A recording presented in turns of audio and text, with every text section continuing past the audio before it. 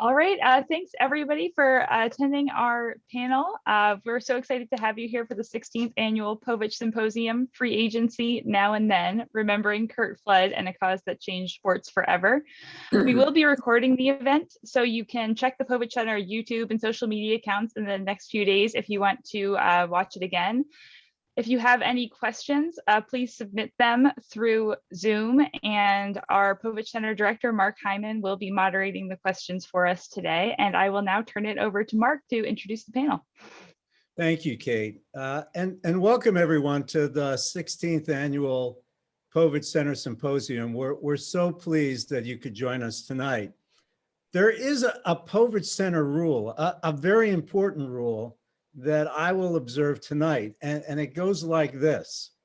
When your guests include Tim McCarver, John Miller, Kevin Blackistone, Tim Kurkjian, Claire Smith, David Kuhn, Ken Rosenthal, Curt Flood Jr., and other journalism and legal luminaries, do not make a long speech. Make a short speech. So I'll make a short speech. Shirley Povich once wrote this of Curt Flood in the Washington Post. He's a committed man who's battling for a principle. And Shirley was right about Curt Flood, and most sports writers of his era were wrong. We're going to talk about that tonight. And we'll talk about the present and future of free agency. So briefly, I just have some thank yous that I must include. Thank you to all my friends on the panels, the new ones and the old ones. Jeff Idelson is a new one, and he was enormously helpful. So thank you, Jeff. Thank you to Maury, Lynn, and David Povich and their families, because as always, this does not happen without you. And finally, Joe Torre couldn't make it tonight, and in his seat is David Kuhn, one of the truly great pitchers of recent times. David Kuhn has done a great deal in his life to honor the memory of Curt Flood. So with that, now I'd like to introduce the Dean of Merrill College of Journalism and my boss, Lucy Douglas. Lucy? Thank you, Mark. Good evening, everyone. Welcome to the Philip Merrill College of Journalism and the 16th Annual Shirley Povich Symposium. We're thrilled to have this remarkable lineup of speakers this evening. Povich Center Director Mark Hyman has been talking about this panel for months and months, and I'm very excited to hear your conversation about the landmark case of Flood versus Kuhn.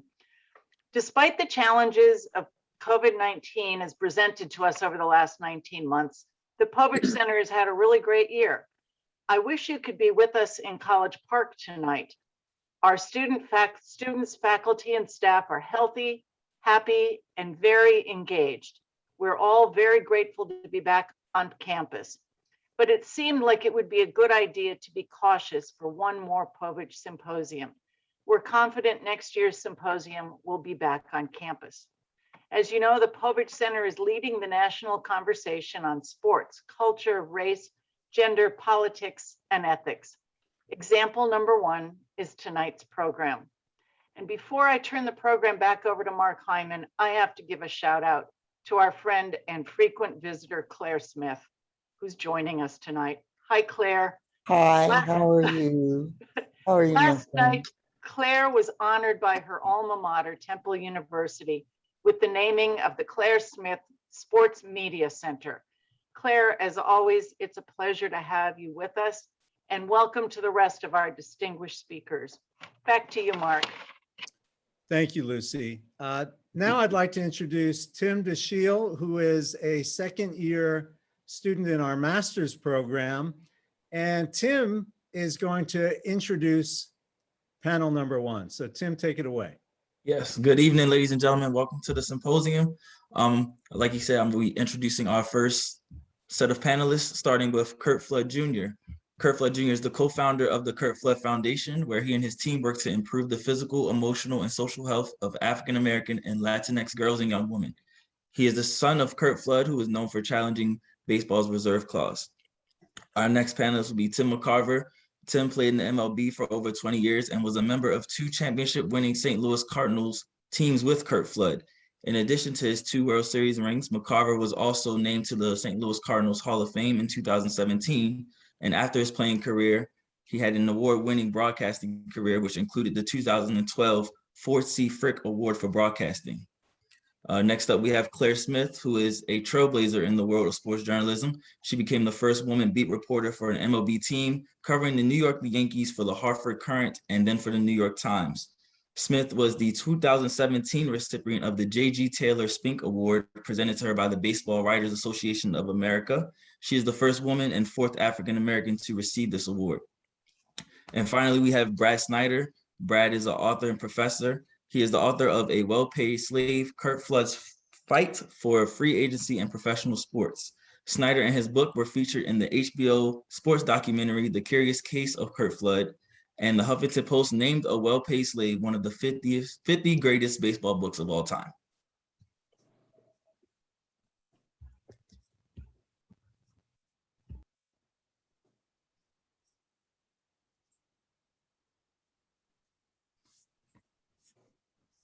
Thank you very much. Don't kill me in class tomorrow, but this part will be moderated by Kevin Blackistone. Thank you very much. I'll remember that tomorrow morning in class. No, thank you very much for that introduction. And we only have a short time to talk about one of the most impactful moments, not only in sports, but I think in cultural history over the last century. And so I want to start out by asking Brad Snyder, who wrote the book Well-Paid Slave, about Curt Flood's fight for freedom in the athletic field. If he can give us a quick synopsis of what Curt Flood set out to do, and also that title, the origins of that title, which really set all this up, I think. I'm happy to, Kevin. I just wanted to thank you and Mark, the University of Merrill, and the Povich family for having me, and I'm really honored to be here with all my co-panelists. So thank you. I just think first, a lot of people don't know who Curt Flood is, and I quickly just want to say what precipitated all this. On the early morning of October 8th, 1969, Flood and one of our co-panelists, Tim McCarver and Joe Horner and Byron Brown, were traded to the Philadelphia Phillies for Dick.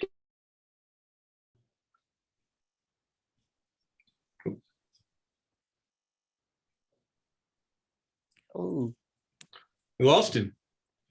Can you hear me Tim, now? We got you. Sorry about that. I don't know why I went off there. After Flood was and Dick Allen, no offense to Tim McCarver, were really sort of centerpieces of that trade. Curt was the longest tenured member of the Cardinals, and he had 12 years of major league service time. He was a 3-time All-Star. He was a 7-time Gold Glove winner. In 1968, he was on the cover of Sports Illustrated and declared baseball's best center fielder, and that angered Willie Mays fans everywhere. He made $90,000 a year in 1969, which, just to put it in perspective, $100,000 was superstar money. So, and he was always striving to make that $100,000 and be labeled a superstar. Unfortunately, there was a contractual provision in the player's contracts known as a reserve clause. That's an option provision. It's in every contract for every player. It's basically said, we own you for this year and we own you for next year too. There was no such thing as free agency. Curt had no say where he played after 12 years in St. Louis, but he did have some say when he was traded to Philadelphia. When he was traded to Philadelphia, he said he wasn't going to go. The reason why he didn't want to go were manifold. First, Philadelphia was one of the worst teams in the major leagues, and it was a particularly inhospitable place.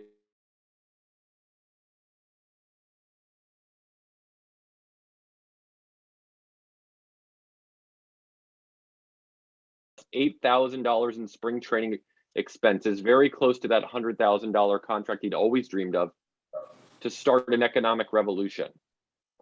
Now, this revolution was not good timing for the Major League Baseball Players Association and its executive director, Marvin Miller. Marvin was only 3 years into the job. He had only negotiated one collective bargaining agreement. The players were not nearly united against management as they would be by the 1972 strike. Nor was Curt the ideal plaintiff to challenge the reserve clause in court. And to challenge the reserve clause meant challenging baseball's antitrust exemption, its monopoly status that the Supreme Court bestowed on it, right? And here's the reason why. He was very well paid. He was very successful. He was outspoken. He was also African-American. He also had some financial and alcohol problems that people who were involved in the lawsuit at the time didn't know about. But what Curt had in spades was altruism. And he had this spirit of wanting to help his fellow players because he met the fall of 1969 with Marvin Miller.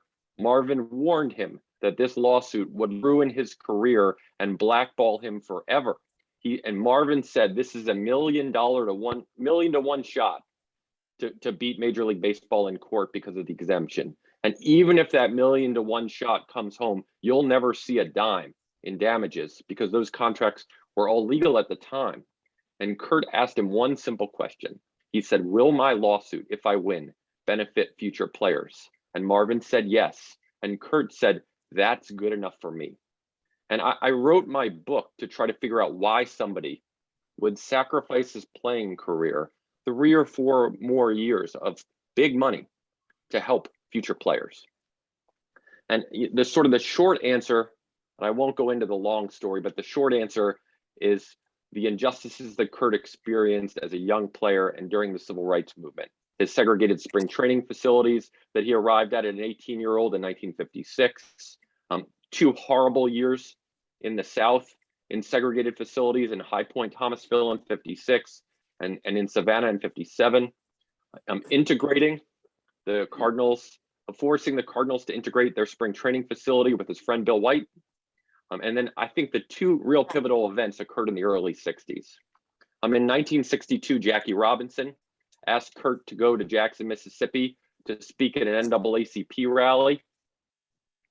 This was really taking his life in his hands. Their host that weekend was Medgar Evers, who months later was shot and killed in the back by the Klan. And then 2 years after that, Curt tried to rent a house in Alamo, California after the Cardinals had won a World Series. This was a white neighborhood. They'd rented the home, and someone threatened him and his family with a shotgun if they moved into the home. And Curt got a court order and armed police protection to move into that house in Alamo. This was a man of high principle. You asked me about the title, Kevin. Well, Curt, on January 3rd, 1970, went on Howard Cosell on ABC Wide World of Sports. And for those of you not old enough to remember Howard Cosell and ABC Wide World of Sports, he was ESPN, Twitter, Instagram.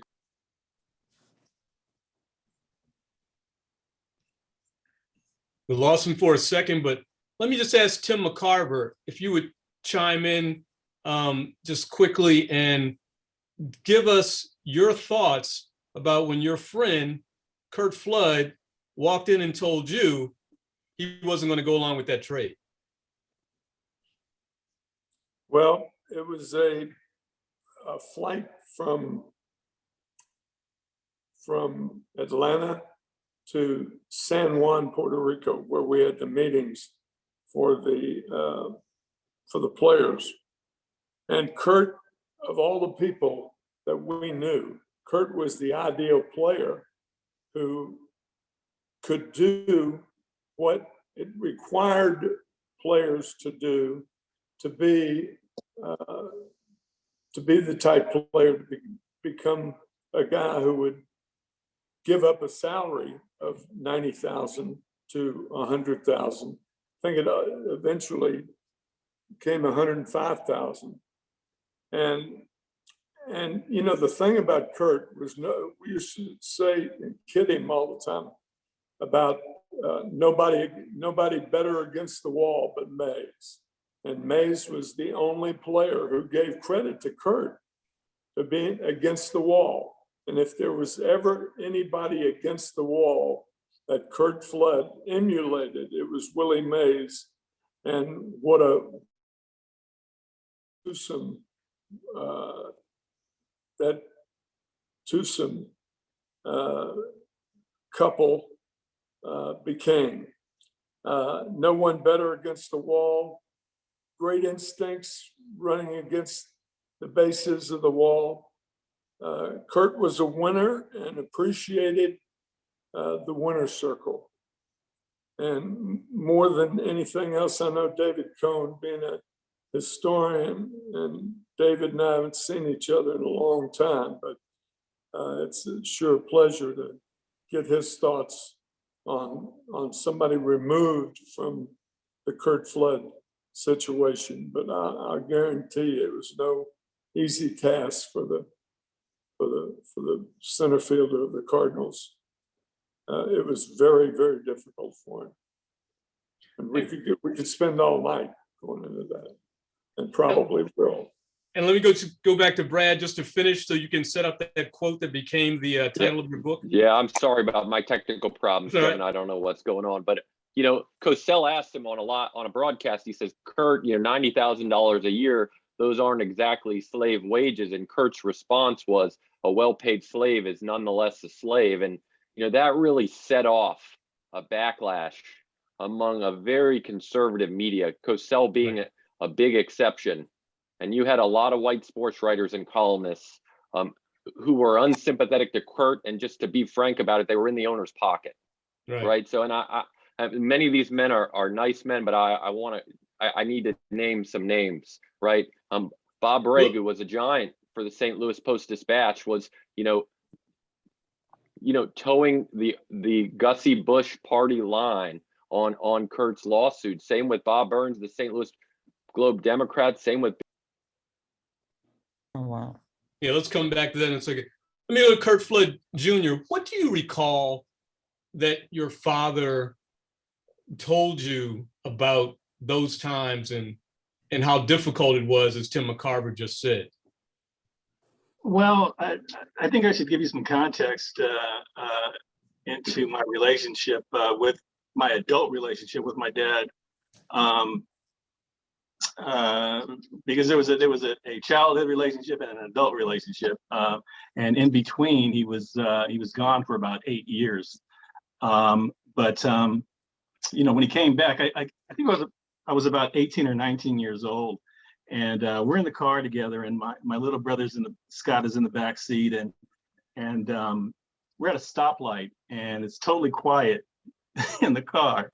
And for some strange reason, I blurt out, "So what exactly happened with that Jim Northrup line drive?"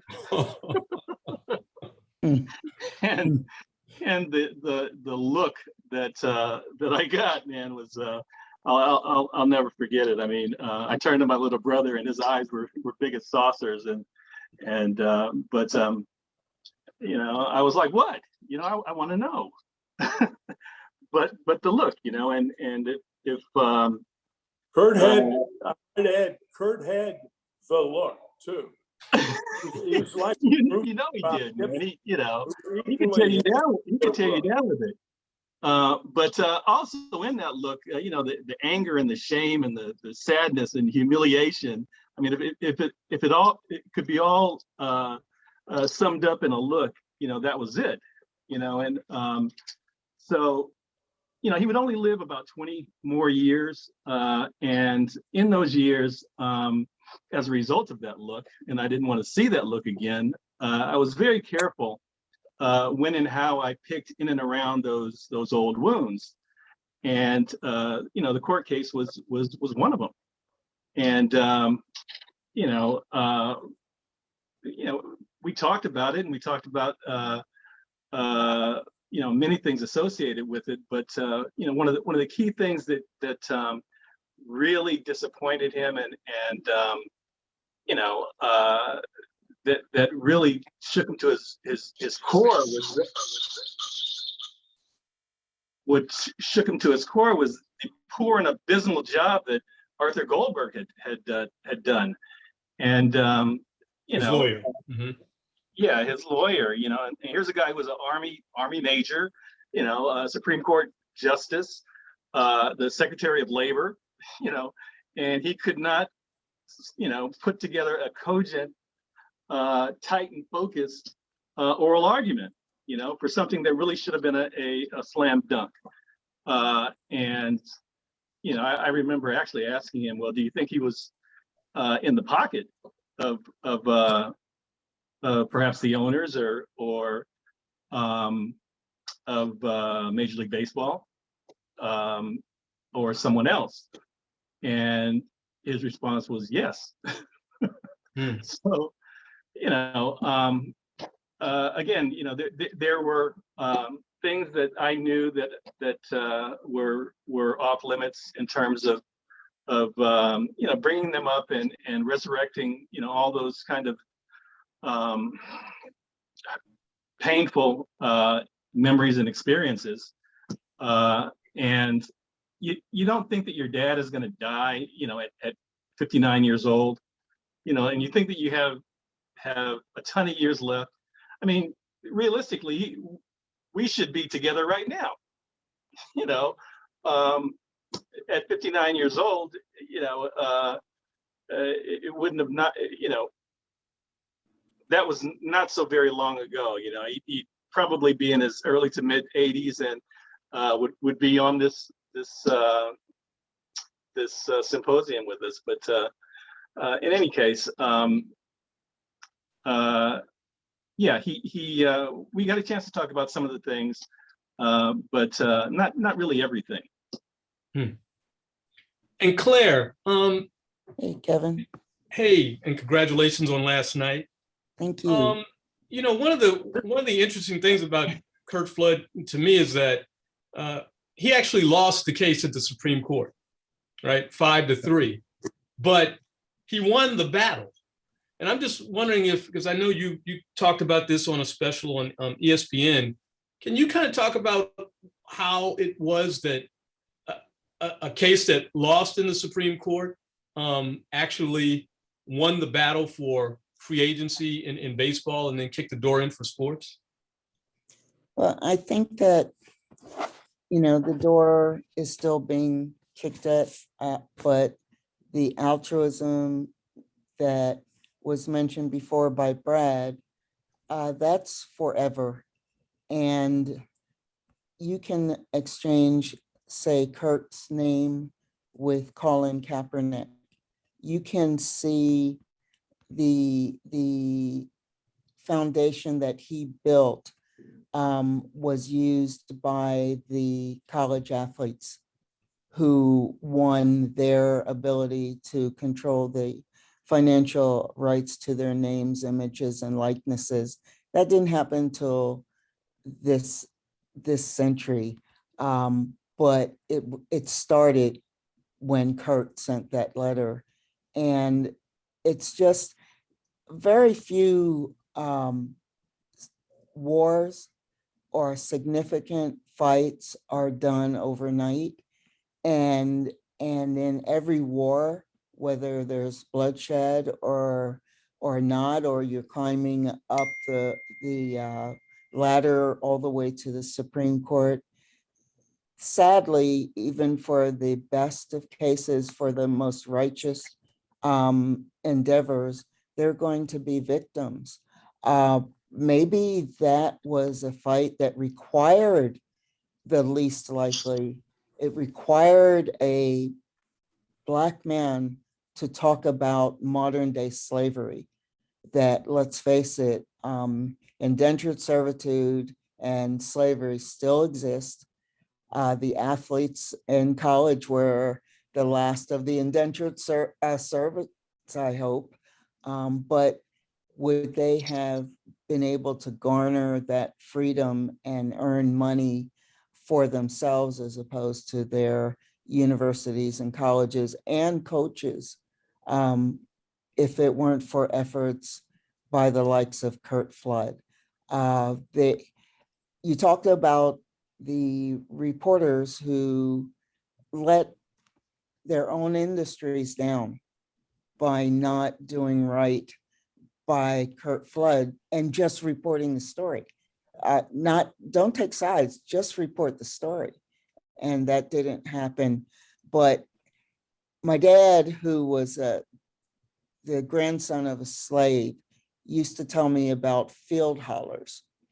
And because slaves were often subject to the death penalty if they were caught reading or writing, or even having the knowledge of the written word, used to call out in the fields, field hollers.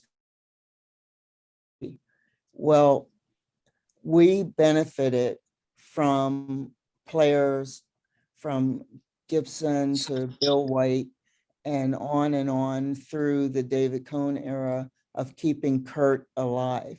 Curt died at 59, but he's still alive. And they told the story and told the story until the union built its enough momentum to see its way through to free agency. That's his gift to us. And we owe it to keep his name alive forever.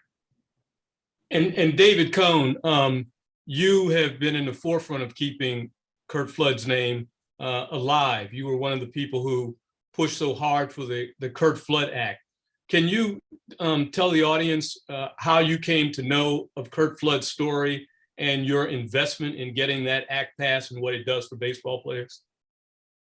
Yeah, thanks, Kevin. Good to see you. Tammy, great to see you too as well. Curt Flood Jr., Claire, everybody, tremendous honor for me to be here and talk to you about what I know. I was lucky. My agent was Steve Fear, who was Don Fear's brother. So I got a really good education in the history of the Players Association. I was introduced to Marvin Miller while he was still alive and still very, very lucid, very much involved, as far as an advisor at that point to Don Fear. So yeah, I heard Curt's story well before the strike of 1994, and that was the big one. Is it everybody who knows baseball knows about the work stoppage in the middle of the 90s that canceled the World Series eventually. I was the American League player rep at the time, and I really felt a sense of this is what it's all about. This was our big fight. We were going to lose all the rights that the Players Association had gained because of guys like Curt Flood. They were all in jeopardy across the board. We thought it was a basic rewrite of the basic agreement, the first offer that the owners gave us in 1994. So fast forward to the offseason, the World Series is canceled.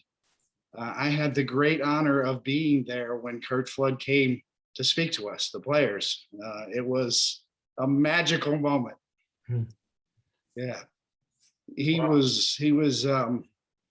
used the expression, "Don't let them put the genie back in the bottle." And I never, ever forgot that. I never forgot how he delivered that moment, how he delivered that saying, and the sincerity behind it. He had the soft, endearing voice that we now know was, part of his illness. But nonetheless, you could hear a pin drop in that room when Curt Flood came to speak to us. And there was at least 250 to 500 players in that room, including the executive subcommittee, everybody that was on the decision-making board, as we said, the guys who really, ran the governed the union. So I'll never forget that speech. It was remarkable. It rallied the troops. We were at an all-time low. There were replacement players on the horizon already being hired. Coaches were being enticed to cross the picket line. We were in real jeopardy before that speech from Curt Flood right there. And I can tell you that I spent months in Washington lobbying Congress on both sides to get the Curt Flood Act passed. And people talk about free agency or the 10-5 rule. There's so many things that can be directly attributed to Curt Flood's involvement and his heroism, but the one thing that people forget about is the Curt Flood Act still is a protector over the Players Association as we speak, never more importantly than right now, as we're getting ready to enter another collective bargaining agreement. And it's probably, I don't know, who knows what's going to happen, but the drumbeat of war is kind of starting to pick up a little bit. So I don't know the resolve of the current Players Association or the players that run the executive subcommittee. So, we'll see. I hope not, but I really believe that we haven't had a major work stoppage since the Curt Flood Act was passed. And I think it's a protector over the game of baseball as we speak, as I say, and we'll see. It's never been challenged, but the players can now enjoy the same rights under the antitrust laws as every other player, every other professional player in any sport at this point. So, you know, I really believe that matters, and you know, that's what I believe. We'll see how it plays out. Follow this current collective bargaining agreement and how it goes, and we'll see. Thank you. Honor to be here. Honor to be here. Thank you. Yeah. If I could add to that, Please. I had the distinct honor and privilege and pleasure of attending David Cohn's 40th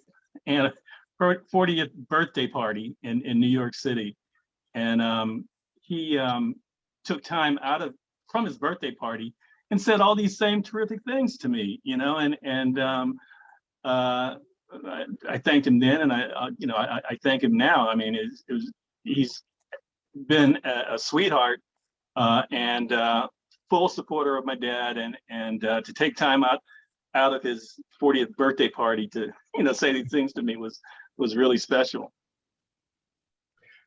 And Tim McCarver, let me just ask you, because I know at one point you said that you kind of wished you had been more supportive of Curt Flood's fight.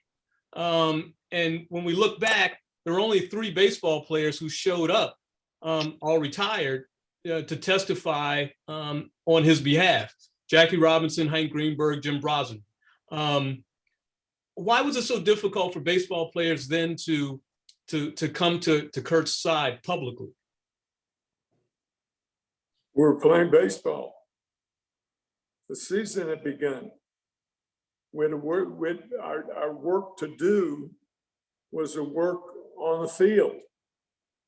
And to help Curt would have been work for Curt, but it would be work aside from Curt also. We didn't know, I mean, this was all new to us. It was all new to the players that were there. And Curt made it perfectly clear that he was going to do this by himself, because if we had done it, we'd have lost money, and we didn't want to lose money. And Curt was our guy who did what we couldn't do, or did what we wouldn't do. And I'm a bit, one of the reasons I went on this channel to do this for Curt was because I didn't do it back 60 years ago. And I regret that. I should have been more helpful to a man who was not only a friend, but he was a teammate for a decade. And that may be a weak excuse, but it's the truth, and it's a fact. And Brad, just before you were going out, you were talking about some of the names in the media and how supportive or unsupportive they were of Curt Flood's fight.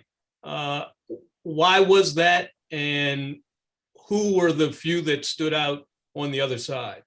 Yeah, I mean, the person who I want to pick up what Tim said too, because it was, you know, super eloquent and meaningful to me. You know, I just, you know, first of all, Tim's being super hard on himself. He was one of the player representatives who went down to Puerto Rico and voted to greenlight Curt's lawsuit, which was a courageous thing to do in and of itself. And that's what really set in motion Marvin Miller putting the entire MLBPA at a sort of nascent stage of that organization behind Curt. But on the player side, I mean, there were so many people like Tim who were afraid to speak out because the owners had so much power, Kevin, right? Like, you know, because so many of Curt's good friends, Frank Robinson, who Curt had grown up with in Oakland, said nothing. Willie Mays said nothing. Hank Aaron said nothing. Carl Yastrzemski, Harmon Killebrew, and Frank Howard, nice men, all spoke out against him because they were afraid. They were afraid. And, you know, players who spoke out, as if Joe Torre would hear, he would tell you that Paul Richards traded him from the Atlanta Braves because he was getting involved in union activity, right? You know, players were afraid. And that's just how much power the owners had. And really the media was aiding and abetting them. And the exceptions are Red Smith was so eloquent. And as, you know, Claire's former colleague, Ira Burkow, has written, you know, Red remarried.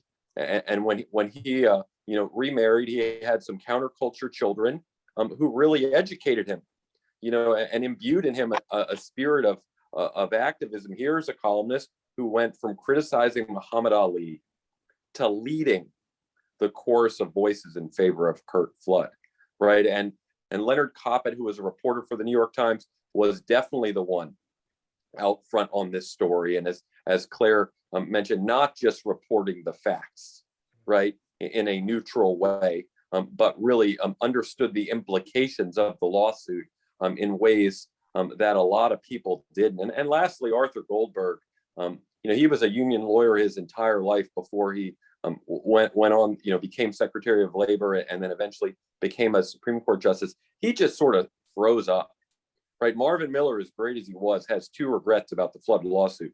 He told me that. One was hiring Marvin Miller to argue the Supreme Court case, and two was not organizing players to support Flood during the trial in New York City. Those are his only two regrets about the lawsuit. And you know, I have so much respect for Marvin, and you know, he belongs on baseball's Mount Rushmore, as Bill James and others have said. But you know, no one's infallible, and in real time, that lawsuit was scary to a lot of people. Claire, when you talk to guys like Hank Aaron, Willie Mays, legends, I mean, we just celebrated the greatness of Hank Aaron. What did they say about this time and the difficult space that they found themselves in coming out so publicly for Curt Flood? Muted. Oh, unmute yourself. I'm in New York and there were lots of fire engines 30 floors down, so I didn't want to interrupt Thank you. you. Brad said that Timmy was being hard on himself. I think it's really easy to, in 2021, forget what these young men, Black men, who really were $100,000 slaves, had at stake. And if Adam Jones could say 3 years ago, you can be made to disappear, can you imagine what the guys who were working from contract to contract, year to year, felt, especially if you were African American living in a society that still had one foot firmly planted in the Civil War and was ready to fight that war? Willie Mays and Hank Aaron, just by stepping from the Negro Leagues into the major leagues, they showed their willingness to fight, but to go against the millionaires who did control them, it had to be the toughest of tough decisions to make. And they left it to Curt, who obviously made it clear he would fight for them all, even if he had to fight alone. And sometimes people will only see in retrospect that they should have said, no, you're not alone. You're not alone. We're coming with you. The union wasn't ready yet. The union certainly wasn't ready to do more than support the lawsuit, supply the lawyers, if you will, and also protect the players at the same time to the best of its ability. There was regret about a lot of things, but I can just relate one story and I'll get out of everybody's way. I did a tour with Faye Vincent and some living members of the Negro Leagues. And a youngster stood up at one of the colleges and asked Larry Doby, well, why didn't you just walk into the restaurant? Or why didn't you insist on staying at the hotel? Why didn't you do this and that? And this youngster was from South Africa. And Larry said, because I didn't want to die. And that's, you know, the sons and grandsons of slaves, especially, it's always in the back of your head. Is that a car backfiring, or is that somebody shooting the shotgun at me, as Willie Stargell related for his experience in the Texas League?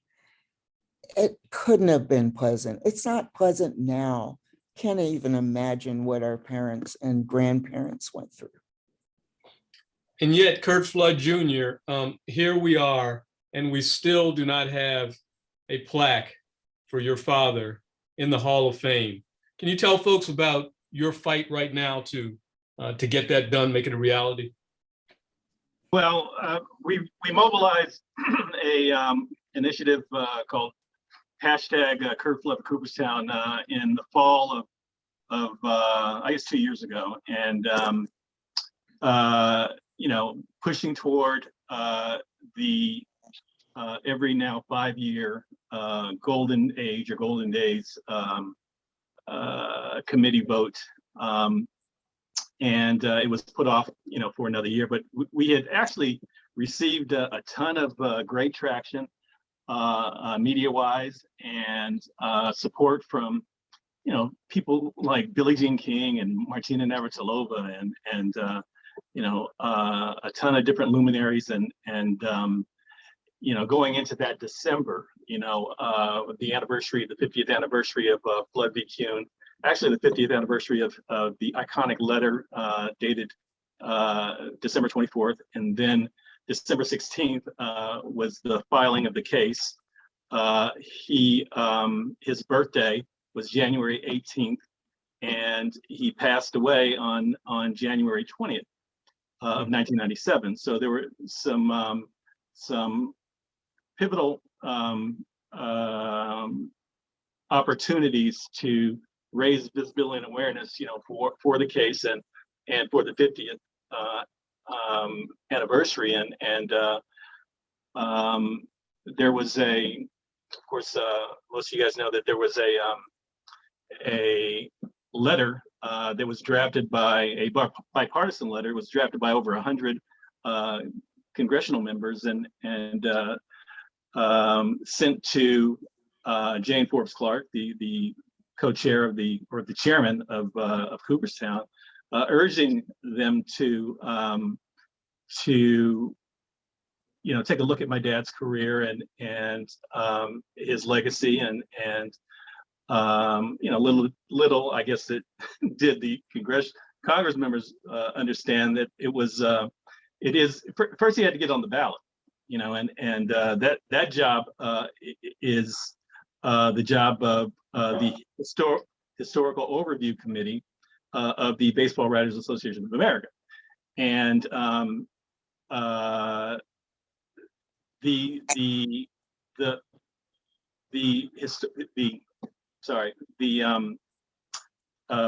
Golden Days era committee's vote was postponed a year, and they're just about to have it, you know, in here next month, but you know, my father's name is not on the ballot now.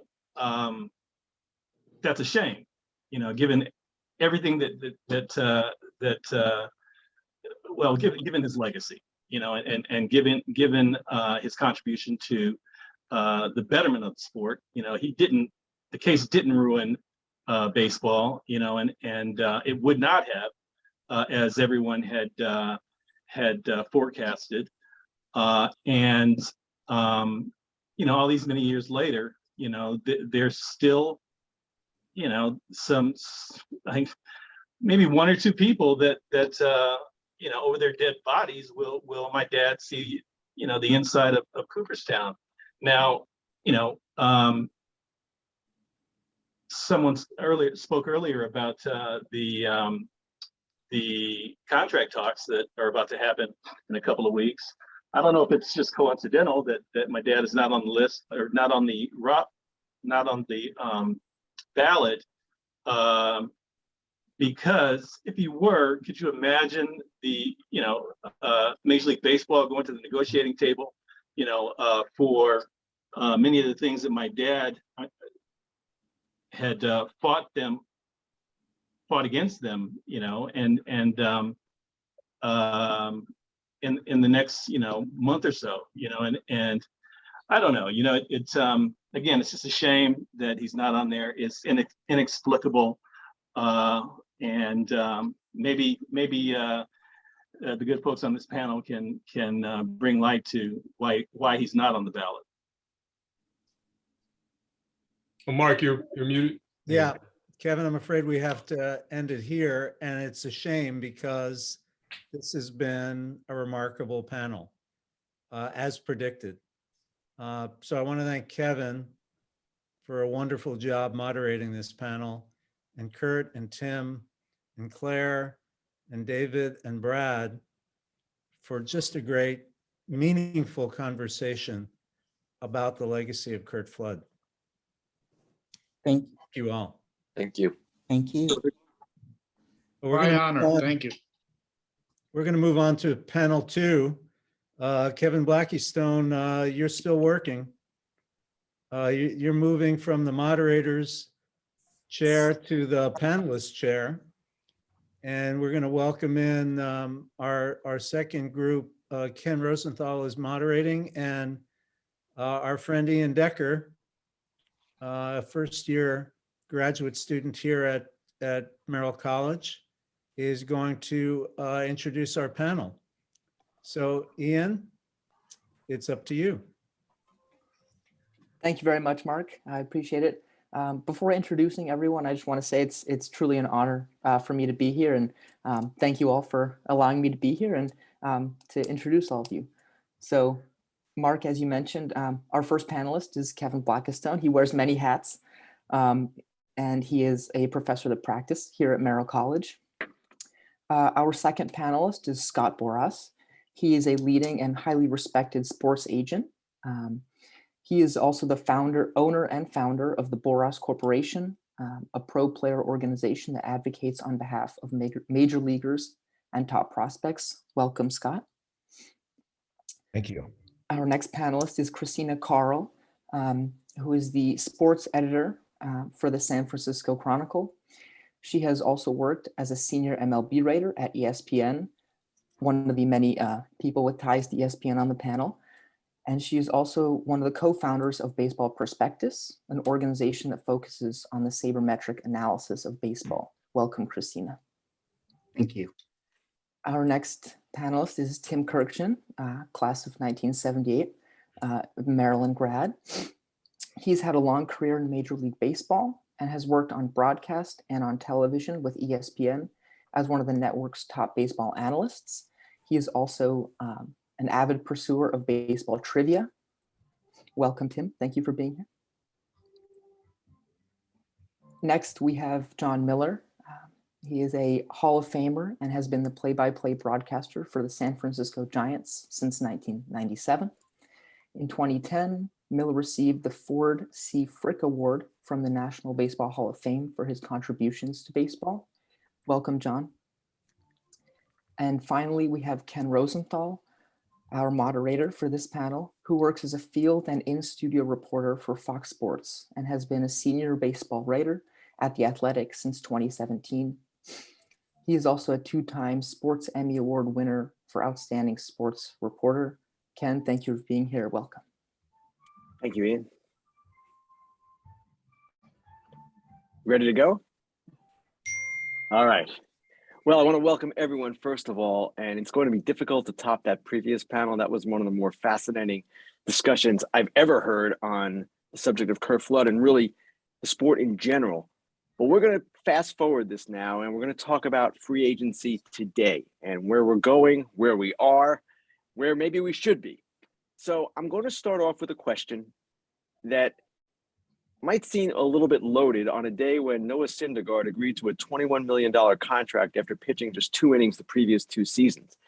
But my question, and I'll start with you, Christina, is what would Curt Flood make of free agency today?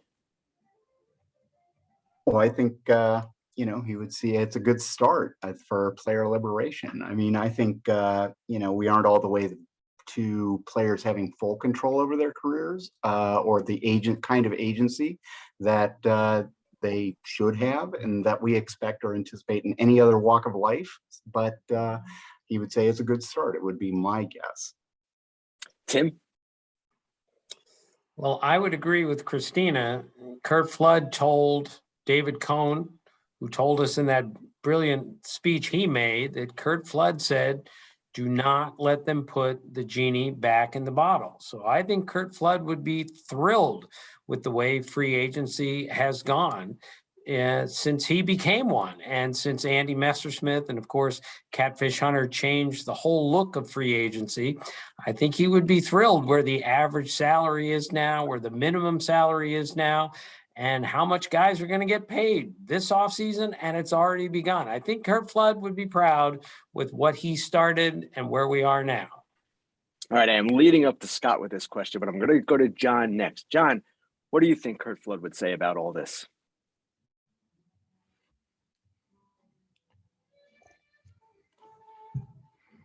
I guess John's not with us just yet. All right, Scott. Genie back in the bottle. I know you. Oh, there's John. All right, let's go to John. You sound good. You look good, John. That's my worst nightmare. I'm talking and you can't hear me. Oh my God. No, right?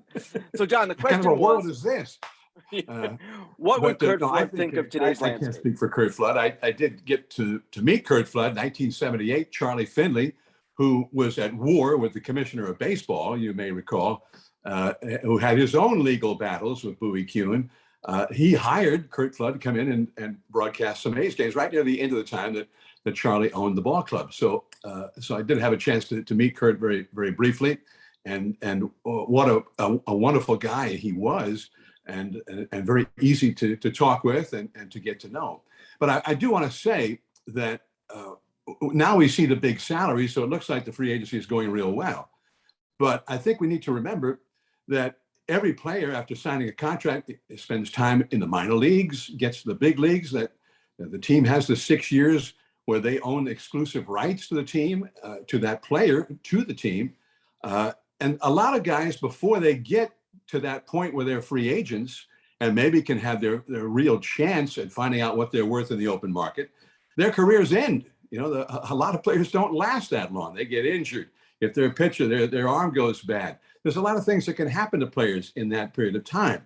So I don't begrudge any player who gets to being a free agent and to getting the most he can get and finding out what he is worth. I think maybe baseball, because we've seen that baseball has been able to thrive in free agency, even though way back when, I started in 1974 with the Oakland Athletics, with Catfish Hunter, and we went to the World Series that year. And there was Catfish doing a press conference the day before Game 1 of the World Series, saying that Charlie had violated his contract, had breached it, and that he was going to declare himself a free agent. He was going to play the World Series with his teammates and then become a free agent. So that was another beginning point of what eventually did happen. And I think it was an eye-opener to all the players. Charlie, he sued him and whatnot. They went to court. But they said, you breached his contract. He's got to be set free. So then his lawyer said, come to the farm in Hertford, South Carolina, and make your bids. And 21 teams showed up that day. There was a line out the front door, out the porch, onto the sidewalk, into the yard, and all presenting their offers. And the amount of money that he ended up getting was so far beyond what anybody had ever made before, and beyond what anybody expected to make, that the players said, okay, now we know a pretty good idea of what guys are worth in the open market. So we have to go for that. So I would say to baseball, in light of the success that they've had, the attendance has been great. And, we've been in the pandemic for a couple of years. So that's a little bit of a different story. But I think maybe they could go much further back and maybe 3 years and set a guy into free agency. Because I think guys who make it through, there's plenty of guys who don't make it. They can't stay healthy long enough or keep their performance at a high level long enough, whatever. And now players may have a chance to get a bigger contract even earlier after their first year, where teams say, we got to sign this guy now or Right. whatever. So I'd like to see that. And I think that could create a lot of other unexpected consequences, that's for sure. But so I think it's been a big success for baseball. Scott, as you know, we're in the middle of this right now, collective bargaining negotiations. And the question that was posed by Curt, putting the genie back in the bottle. And there are people on the player's side, I believe you're among them, who believe that to an extent that genie is back in the bottle. So keeping in mind what John just said about 3-year free agency, which I think, John, is a little bit unrealistic, but a good idea. Scott, where do you see this right now? Where are we with free agency? Well, I in my career had the great fortune of spending time with Dodger Stadium one day with Curt Flood, and these questions were discussed, and I thanked him, as I did Marvin Miller, for the building of the stage, if you will, and what Curt really was about the voice, the right, and the extension of those rights.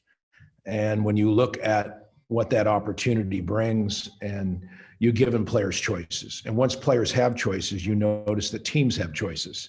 And it's good business to pursue these great players. And the idea that franchise values and revenues, all these things are proportionate to the value of a player.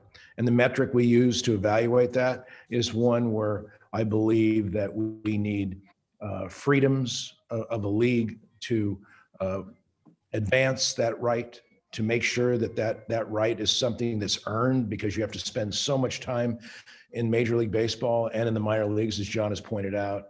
And all of us who played professional baseball and all of us who got hurt, as John pointed out along the way, the only a short percentage ever even get to utilize the right. But the point of it is that it's good business to employ great baseball players.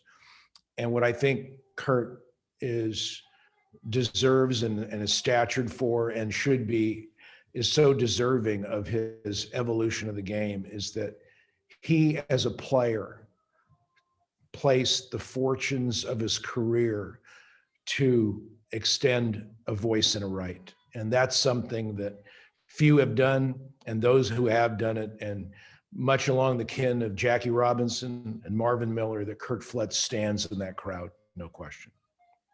All right, Kevin, this has been touched upon by some of the panelists, but I want to hear your perspective. Sometimes fans forget that baseball players are entertainers and that they are paid according to, in many ways, market value. It's not a completely free market, as we know. So where do you stand, having covered the sport and now in your role, on just how players should be paid, how you see this whole thing? Well, I think, I think players should be paid equitably, right?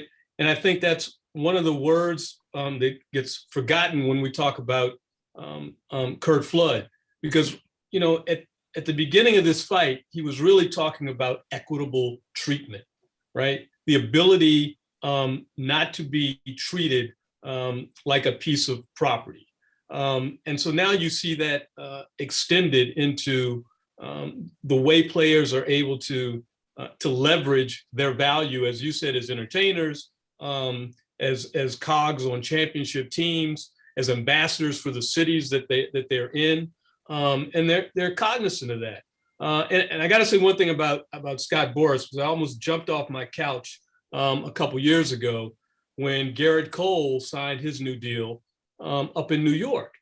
And one of the things Garrett Cole said was he wanted to thank Curt Flood for the opportunity that he had received and the chance to make the money that he was making, but also the opportunity to go to another team for whatever reasons and leave the one that he was at.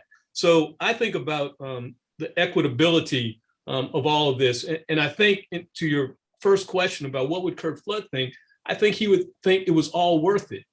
Because remember when Marvin Miller came to him and said, this is gonna kill your career. And he said, but it's going to help everybody else, right? And Marvin Miller said, yeah, probably. And he said, let's do it. And let's not stop at professional athletes, as we're talking about in this program. Let's also think about college athletes who now are beginning to exercise their collective might and be able to exercise some free agency of their own in what we know, we call it college sports, but we know it's really a professionalized athletic endeavor. And like tomorrow I'm having, just by chance, I'm having in my class, Ramoge Huma, who has been fighting for the rights of college athletes for the last 20 years. Now, Christina, I want to go back to kind of what John was referring to earlier and how the system perhaps could be changed. Because free agency, as we know, isn't totally free. There are restrictions, time restrictions. A player in baseball cannot be a free agent until 6 years, and then other restrictions, such as the qualifying offer. Now, in your previous life, Christina, at Baseball Prospectus, I know you worried a lot or wrote a lot about player value and concerned yourself with that. Not so much now, maybe sports editor of the San Francisco Chronicle. But in your mind, what do you think would be, say, one or two good ideas to make free agency even freer? Well, I think you have to get rid of the qualifying offer. Look at what it's going to do to Brandon Belt, just to keep it in the context of the market that John and I are both in. Brandon just has had an incredible 2 seasons. This is probably the best possible opportunity he's ever going to have to maximize his value, to maximize his paydays. He's earned it. And essentially he's got a restraint on limiting his market, because it's already a limited market. There are only so many teams that will want a first baseman, that will want to pay 8 figures per year for a first baseman. It's in the market at the same time that the A's are trying to move Matt Olson, and it's in the market at the same time that Freddie Freeman is at the top of the hill. So what are Brandon Belt's chances to get the deal he deserves? Well, they're already limited by teams that then don't want to have to give up a draft choice, or potentially don't want to risk having to give up a draft choice, because the Giants have extended this qualifying offer. And so, the qualifying offer does create an opportunity for them to negotiate something that is mutually equitable, but it also basically puts the hammer over him that leaves him with limited options if he goes out there. And there are only again, we talk about a marketplace, but this is a marketplace with only 30 participants. And as a result, you can already cross half of those teams off the list. So in that sense, his market is already limited. And then it's limited even further by those teams that maybe have placed a value on their draft choices in their particular position in the coming year, to say, no, that's actually, not a dollar figure we can agree to, because this is a value beyond what we want to pay. And that's not Brandon Belt's fault at all. And so, the fact that he has to deal with that is really unfortunate, I'd say. And so I'd love to see the qualifying offer go away, just because I would love to see players get to be free agents when they're free agents. There are definitely opportunities where sometimes it has worked out very well for a player. But generally speaking, I'd rather see them have the freedom to exercise their choice and go where they go and get as much as they can, because their lifetime as a player, as an active, is so limited that I want to see them maximize how much they get out of the industry and how much they get out of their careers. They're not going to get another. Brandon Belt at his age is never going to get this opportunity ever again. And it's not entirely his. And that's really a problem, I think, in terms of what it means for market behavior and for what it means for player compensation. Just for those out there who might not be familiar with the qualifying offer system, a team can give a player, a free agent, a qualifying offer. This year was worth $18.4 million for 1 year. That's the qualifying offer, a 1-year deal for $18.4 million. And if another team signs that player, they lose a draft pick of some kind. And that is the penalty that a lot of teams are not willing to pay. Tim, I'll ask you a similar question to what I asked Christina. What needs to change here? What do you think would make this system better outside the qualifying offer? Is it one idea that currently is in play, going from 6-year free agency to 5 years? Yeah, I think going to 5 years might be the better way to go, but I've always kind of liked it that this is the one sport where you really have to prove yourself before you get the big money, at least until recent years when we started paying a lot of guys when they were 21 years old. One of the beauties of baseball, unlike football and basketball, is you have to put in 6 years, really prove yourself before you get the big payday, because this game is so hard to play. You know, if you weigh 220 pounds and you could run a 4.140 or whatever it is and love to hit people, you're going to play in the NFL your first year. It doesn't work that way in baseball. I kind of like we need 5 or 6 years in order to really prove yourself. So I'm okay with dropping it to 5, but not much lower. And Ken, listen, you're a great point guard, but you're a shooting guard, man. You have to tell us what you think about all of this. You are the best baseball writer in America, especially on topics like this. I'm going to ask you, what would you do to make a change in the free agent process? Well, I would implement Christina's first idea, which is to eliminate the qualifying offer. And thanks, Tim, you're too kind. But I also would look at the overall system, and we'll get to this with Scott in a bit. Tim, Christina, people who've covered the game, John, Kevin, you guys know that it's not one magic bullet in the CBA ever.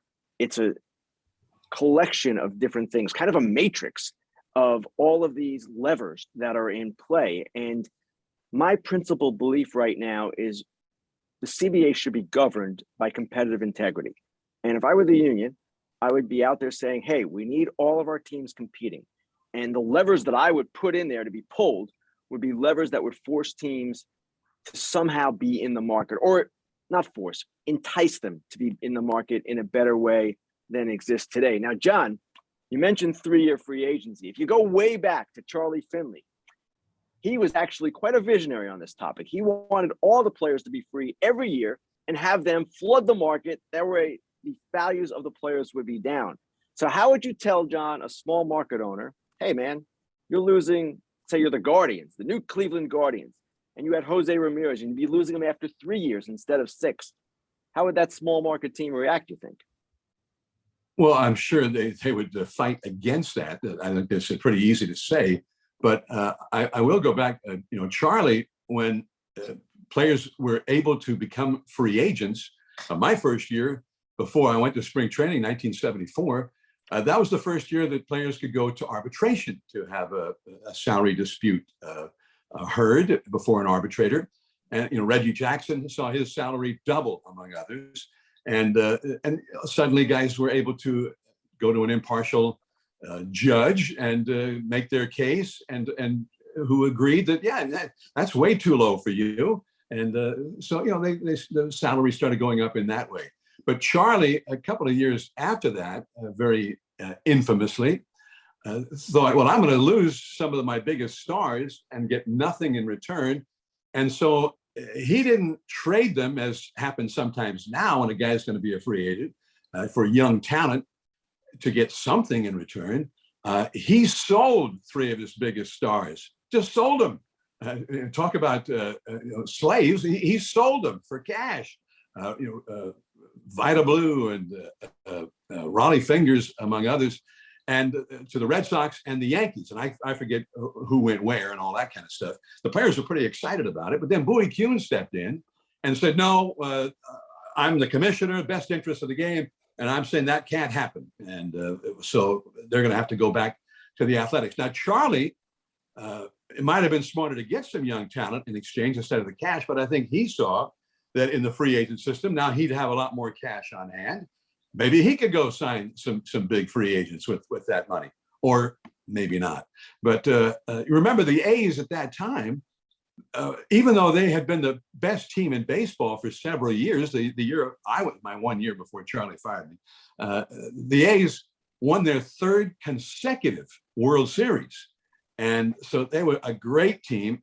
And that year, our paid attendance for the whole season with a team that had won 2 straight World Series on their way to a 3rd was 840,000. It was sort of baseball's dark ages at that time, because teams really didn't know how to promote and market and whatnot. Baseball, it was incredible that a team could draw that poorly with a team that was that good. It seems impossible to believe that today, but so it was. Anyway, I think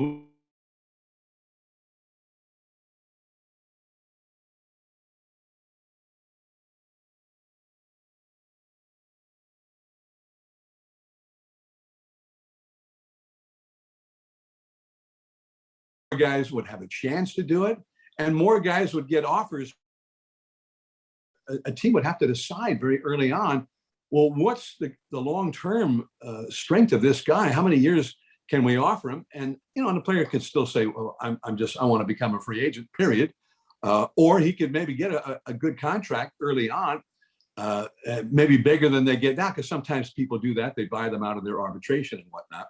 But and I think that allows players to get better money early, because I think part of the reason that a guy like Garrett Cole, for instance, he did so well.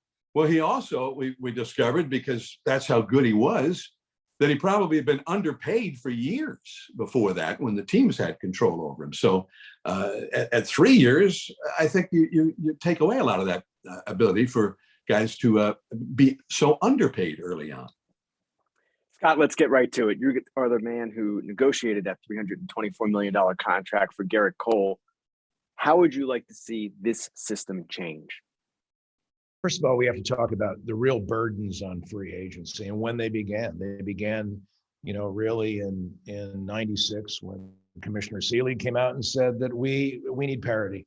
We need to have faith and hope in the game. We need to make sure that all clubs have some sort of equal footing to compete. And we looked at this and said, this is a veiled threat, because really what this is about isn't about parity. It's really about how I can put more money, more profitability, and pay players less. So through that process and a few other collective bargaining agreements, we have now seen this operate. We have seen a luxury tax that teams not only have to pay for the free agent value for a player, but the truth of the matter is they have to pay a tax that would almost, in many cases, double the amount of that value. Then they have international draft money that they would lose, and they lose draft picks. So the qualifying offer is something that is down the scale from the real weights on free agency, which is truly the luxury tax, and prohibiting owners from doing what they want to do when they can do it. These men are making the franchise values since 2000 have gone from the industries from 1 billion. Now we're at nearly 11 to 12 billion. We've seen franchise values jump to over 2 billion and well over 1 billion for every team. So the owners are doing very, very well, which is good. That's great. The game is healthy. But then they put the draft cap. What they said, you know what, there's not draft certainty. We want a cap on what we play the drafted players. The minute that was done, now that rule from the commissioner's office eroded the integrity of Major League Baseball. It put a cap on the draft, and then teams started racing to the bottom. Why? Because unless they could win their division, unless they saw that, they either started dumping players mid-season, devaluing it. It affected our division races, affected the World Series. You saw major teams that are in it this year. The Dodgers benefited from it. The Braves benefited from it. A lot of teams are sitting there getting players they would not otherwise get because those clubs have no incentive to win. And in fact, they want to lose. And being a former player, I want to go to the ballpark. I want to know my team benefits from me winning every day. And yet my ownership wants us to lose so they can get higher draft picks, because that creates great value and earlier development, so they say. So we have got these elements that we have introduced rules that have damaged the integrity of the game. It has not offered parity. Look, since 17 on, there's about 8 teams that are dominating the playoffs. And so when you go through this, it really was a design and a plan that was about reducing the true value of free agents and reducing a right that is so hard to earn. And I'm of the agreement, being a player and you watch the development, you need time for these players to truly know who they are, because the major leagues is very different than the minor leagues. But the reality of it is the reward of that reserve system that exists should be an unparalleled, true free agent right that has no hindrance or restraint. And those are the two things that Marvin and Curt Flood and all of the peoples that are the fathers of the right system for players, is that we have a better game when owners can do what they want to do. And the reality of it is there's many forms to development. And we can keep the draft the way it is, if that's fine, but we cannot do so. We have to create, associated with that draft cap, competitive standards to say, if you do not win a certain number of games, that way you can't sell off your veterans in June or July. and affect the divisional races, because you have to keep those players, because you have to win 75 games to get the top 5 or 6 picks. And then Right, that's certainly one way. No, it's certainly one way, Scott. Now, let me ask you this. Luxury tax threshold, you referred to that. What that is, it's not a salary cap per se, even though it sometimes functions like one in baseball, but it is a set of numbers or thresholds that teams can pass and go over and pay penalties. So I'll ask you this, Scott. I know you're opposed to that at the top, but what if the sport implemented a similar scale at the bottom, in which if teams fell under a certain figure, a minimum figure, then they would be penalized in a similar fashion? Well, the reality of limits, whatever they are, top or bottom, I am not for owners being restricted for what they can do. And the reason I'm not for that is that the talent pool of our game, sometimes by mandate, you have the talent to pursue winning and sometimes you don't. But we have a league standard that every owner must meet. And that league standard to win a certain number of games. And I always, when a fan goes to the ballpark, what I want for the integrity of the game, when a fan goes to the ballpark, his home team has a reason to win that game. They have a reason to go forward. Where a race to the bottom, a lack of a kind of a competitive cancer, non-competitive cancer has come across the game, and fans are not showing up in Pittsburgh in September. They're not showing up in places because they know that really we want our team to lose because maybe they could be better next year. And so we can't have systems that say, here are statutory minimums, when in fact what we do is, if you don't want to spend money, then you're going to lose your draft picks. And if you lose your draft picks, you have no way to tell your fan base how you're going to be successful. And so incentivize them to win games, and I think it eradicates all the need for structured limits. Now, Kevin, I know you've covered other sports as a columnist in your previous life. I wonder how you think baseball works as opposed to some of the salary cap sports, the NFL and the NBA, specifically when it comes to free agency. I thought you were going to ask that question, which is basically like, who has the best free agency system, right? And, you know, just thinking back over the last few years, I thought a lot about the NBA. Right, because the NBA has made the most news in terms of players, particularly, and obviously LeBron James, being able to move around the country from city to city, team to team, and to Scott's point, bring those teams that previously had no hope, all sorts of hope, and also have it pay off. But also, as you point out, you know, sports are different. You can microwave a basketball team with a 20-year-old player or a 19-year-old player. I don't know that you can do that with baseball, although as a season ticket holder to the Washington Nationals, I would argue that you can do that, and I've seen it happen with Juan Soto. But one of the odd things, and I think my friend Abe Kahn, who's a professor at Penn State and has written about Curt Flood and issue before, one of the things he pointed out was that, and this may go back to Scott's point, is that even the Curt Flood Act remains restrictive when you consider who it's named after, and that the Curt Flood Act may not be what Curt Flood necessarily had in mind when it came to talking about the freedom to move about, and what the impact that may have on teams. So I'm of the opinion that the less time someone is tethered by rule and regulation to a team, the better off the league is going to be, the better off that individual is going to be. And so I would certainly move in that direction. Christina, I know you had a point that you wanted to make on free agency, the current labor situation. Well, I think this kind of also goes back to the point John made earlier about Charlie Finley, where, you know, like in Finley, in that original argument about free agency, was arguing that, you know, you want to make every player free agency every year, and that way you would flood the market with supply. Now, Charlie Finley's experience was created out of like a context of like the 60s and 70s, when, you know, he saw free agency in practical experience before it got to baseball, because he was also an owner in the ABA. He was also somebody who had owned an NHL team. And so like he had a wider perspective than the old lords of the realm. And so he kind of anticipated how market behavior would actually benefit the owners. On a certain level, we kind of see that where a lot of free agents, they're not going to get better than a one-year deal. A lot of players, they finally get there in their early 30s.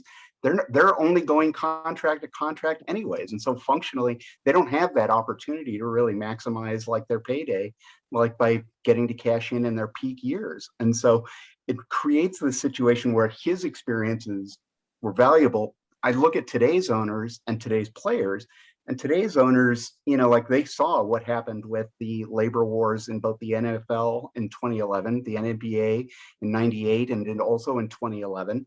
And I think, if you're looking at it from that context for what they can now do in this current fight over the CBA, it's definitely cause for some concern if you're a fan of the game, that, the owners think that they might be able to basically create this counter revolution over the CBA and, create a, if anything, potentially worse situation for players. And that's, my concern, which is that they look at players, again, that the way in which they've commoditized players and the perspectives that are kind of coming out of MLB's management monoculture, where pretty much anybody who goes into a front office is going through that Park Avenue finishing school. They spend a couple of years working on player valuation with the commissioner's office, so that everybody is kind of looking at players and player value in the same way, to the point that it's entirely unsurprising that even if it's a joke that they're floating the idea of eliminating arbitration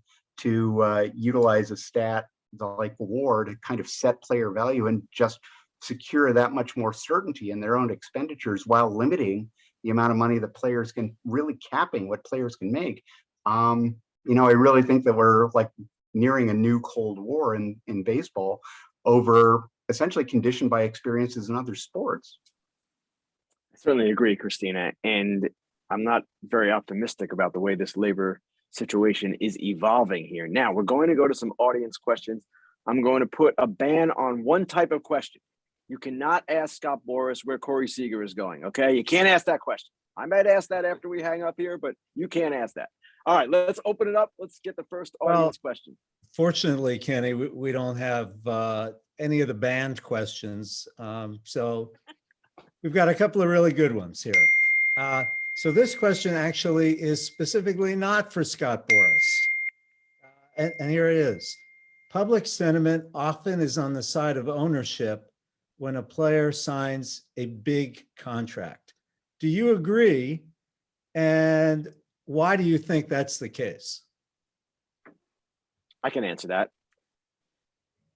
And I'll start off by saying very simply, the salaries of the players are known for the most part. The earnings of the owners are not known. And beyond that, this game in particular, baseball, is a game that many of us played as youth. And for that reason, everyone seems to think they can play this game better than the guys that they're watching on a nightly basis, which of course is not true. And as Tim has said, and he told me this at the start of my career, the game is extremely difficult. And the people who play it well are the most skilled players in the world. But that is where I believe that comes from, that knowledge that, oh my gosh, this guy's making $10 million for playing a kid's game. And that's fine, but you don't know what the owners are making, and I'm quite confident it's a lot more. Anyone else want to take a stab at that? Why hostility toward players who are making what owners are clearly willing to pay them? I also wonder about to what extent, like, we're in a society at a time where, like, we've seen, I just saw it today, like, that the number of Americans who are in unions has declined to an all-time, like, perhaps the lowest figure since, unionization really started in the 19th century, that we're like at a point where less than 10%, I want to say, of employees across all industries work in unions. So there's not a lot of sympathy with people who are in a unionized industry. There's not a lot of sympathy for the idea that players are, legitimately in a union, that they consider them not really to be like, lunch pail people because of what they're making, but, there's a lot of animus, I'd say, in media and, like kind of, against like union industry interactions. And so that's where automatically they feel that that's something that's privileged. And I'd say that's unfair, that this is something that, like if anything, it's a privilege you'd want to see extended to more people. But unfortunately, there's this, I think, like maybe this is also looking at it from the ownership perspective. They see the drop in unionization or the way in which they've challenged unions in other sports. And I kind of think that, like, why shouldn't they make a run at the MLBPA as well? Summarize that, Mark. A real quick answer is fans love their team, and they should. And the more money you have to spend on one player gives them less money to spend on other players to make the team better. And that, I think, is the biggest reservation about large contracts. Okay, let's, here's a question that I think everyone will want to weigh in on. What would Curt Flood be earning today?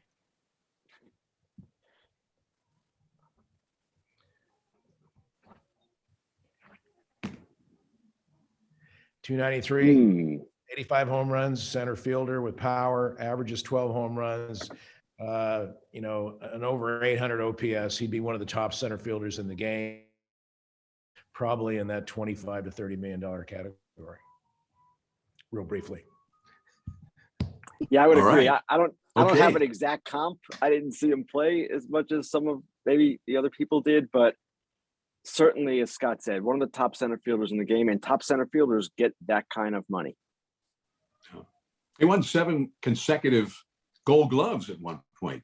Led the league in hits. He hit 300 year after year. So there weren't many better than him. He was, in terms of games played and all those Gold Gloves, the only guys you put with him in history were Willie Mays and Richie Ashburn, and they're both in the Hall of Fame. So he was pretty good. Tim McCarver told me the greatest center fielder he's ever seen was Willie Mays, which I would agree with. But he said after that, Curt Flood is at the top of that list. And he said there was never anyone better back at the fence than Curt Flood. So you take that brilliant defense with the offense that John was just talking about, speed and athleticism, and a relatively long career.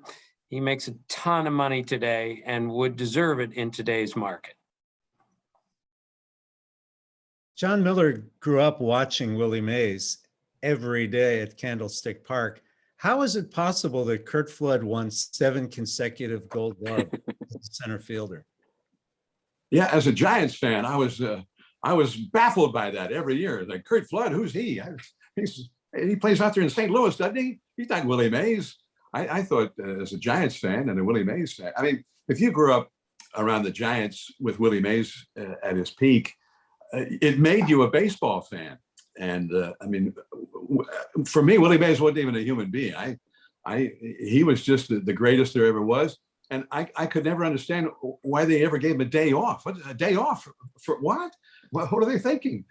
So, and I was a kid. I didn't understand that he was actually an actual mortal human being. I thought he was Willie Mays. So, but Willie was a cut above. And I think Bill James once made because he always tried to back up his assertions with facts and come up with a formula that would show whether it was true or false, that you could make the case that Willie Mays was just the greatest player, period, which he said, well, Babe Ruth was pretty good. You're better than Babe Ruth. Hank Aaron was pretty good, better than Hank Aaron. But at his very best, at his peak performance, that nobody could do it all the way Willie Mays could do it. The Babe couldn't run like Willie, and so that was something that Willie had over the Babe, more stolen bases and all of that. So Willie was truly somebody special. But he played he played his entire career without being able to be a free agent.